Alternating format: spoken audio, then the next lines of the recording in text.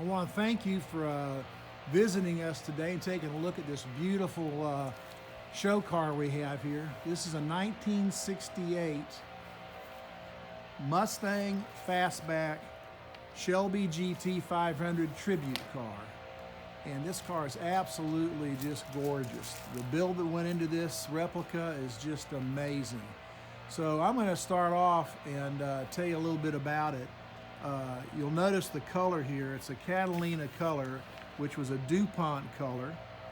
The interior has white leather, and the two together just beautiful. And of course, it matches up with the GT 500 stripe that you can see in the side. And in a minute, you'll also see that there's a stripe down the middle of the car that goes all the way around the car, from the hood to the roof to the back deck lid, and even underneath the car. So I'm going to do that, but let's take a look over here at the side. You'll notice at the side here, you can see where the exhaust comes out. And on a lot of cars, you used to see those things, they would have things that would adapt where they could do that in fiberglass. This car, that's all steel. So you can see where you have that flare that comes out, comes all the way to the back where the exhaust comes out, and that's all steel. It was built in there, and the exhaust was designed to incorporate that. Let's take a look at the wheels down here. Beautiful wheels. You can see up front that we have these wheels with beautiful wheels on it that are chrome, and they've got the knockoff centers on them. Has that look to it. You've got disc brakes up front on these cars, and BF Goodrich tires. Great tires on this car. Come along here, you'll see what I was talking about. There's the insignia for the Cobra. You see the intake on the side here, and also back up in here, which is unique to the Shelbys. The Mustangs did not have that. If you look down into here, you can also see that in the back, again, we've got drilled disc brakes, another addition to the car. These other cars would, in that era, you primarily would see drum brakes on these kind of cars. These have disc brakes in the back. Also, you see we've carried back the same wheel with the knockoff look on it, and also with the BF Goodrich tires. All right, we'll come around the other side over here. In the back, you can see the Shelby lettering. You can also see the license plate that says Carroll Shelby Motors, which is out in California at the time. And you can also see the gas cap when it pops open for you to put your fuel into the car. Come around over here. Take another look at the other side. We're looking at the wheels, disc brakes, drilled rotors, the exhaust that goes into the side flare that goes into there. And here again, we're looking at the front with the discs and the BF Goodrich tires here. All right, we're going to take a look at the motor here, the engine. Let's see if we can pop this hood up.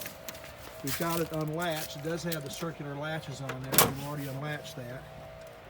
And this is where you can really, if you're a car guy, you can appreciate all of these little details, all the chrome that's gone into the hood latches. And as I said, remember we had the striping on the car? Well, here it is inside the car underneath the hood. Now, what are we looking at here? Why is this a GT 500? Well, you've got a V8 motor here. It's a 390 cubic inch engine. This one was built, has the casting number on it, and it was built on July the 20th, 1968. Transmission is a 3-speed automatic. It's a C6 push-button transmission. The car has an 8-inch forward positive traction rear end with a 3.73 gear on the back. Got Auburn limited slip differential, and Edelbrock aluminum heads, and an Edelbrock 4-barrel carburetor with an electric choke. So you're talking a lot of thought that's gone into this. Car does have power steering and air conditioning, and we've got the powered disc brakes in the front. The vacuum on these cars quite often would run a little low, so we've had an additional vacuum that was put into the car. It's up in this fender up here, so that gives you a lot more vacuum power, so you got your brakes when you need them, so that's good too. You'll notice an awful lot of chrome up in here. Looking down at the radiator, we've got a Be Cool radiator. And also, if you get into a situation where that's not going to handle it, you got 2 fans down here. And of course, the fans, you got to have those match the rest of the car, so they've been painted as well. Got high pressure steel brake lines, chromed alternator, shock towers. You look over here, you can see the shock towers are chromed on this. Chrome transmission and oil pans underneath the car. New shocks, all new bushings. The gas tank underneath has been painted to match the body. The color I mentioned in this is a Catalina Dream paint from DuPont, and they're hot hues category. Got beautiful, beautiful bumpers on here. I mean, these look like jewelry. Well, they call them gorgeous, and I'd have to agree with that. Gorgeous chrome bumpers. You look down here, you can also see we've got Shelby driving lights. We talked about the side flares, which is a ground effect flares underneath the doors back to where the exhaust comes in there. On the back, we've got sequential turn signals. Now, you may remember, I think Cougar in the Ford line had those first, but Shelby picked that up and adapted that to the Shelby back in '68. Got an adjustable antenna in the back. The undercarriage is painted to match the top. The frame, the floorboards, all of that are in good shape. The torque boxes are in good shape. And then we've got custom wheels that are in the Shelby style. And they are shod with BF Goodrich tires. Absolutely a delight.